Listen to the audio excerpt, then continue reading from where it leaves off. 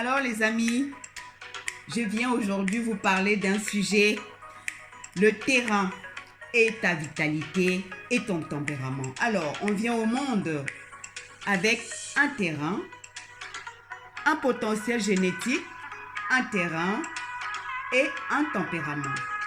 Et en tant que naturopathe, je suis là, tu le sais très bien, pour influencer positivement ta santé. Ne l'oublie pas. Donc aujourd'hui, je vais te parler de ton terrain. Écoute bien, assieds-toi bien et écoute-moi bien. Ton terrain, c'est ce qui détermine ton état de santé.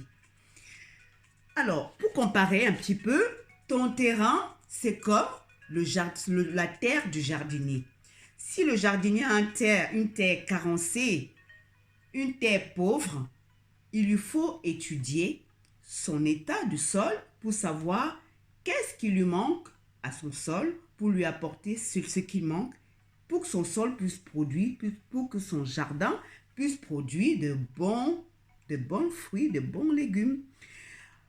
Toi, ton terrain, si tu es en état de terrain, si ton terrain, ton état du corps, c'est ton corps, l'état de ton organisme est faible, tu seras exposé aussi aux maladies. Ça veut dire que tu es carencé.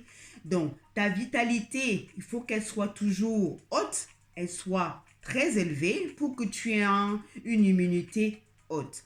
Si tu as un terrain qui est surchargé de toxines, par exemple, tu as un terrain qui est en carence de vitamines ou de nutriments ou d'oligo-éléments, elle sera affaiblie. Et donc, qui dit corps affaibli, dit maladie. Quand tu tombes malade, c'est parce que ton terrain est faible.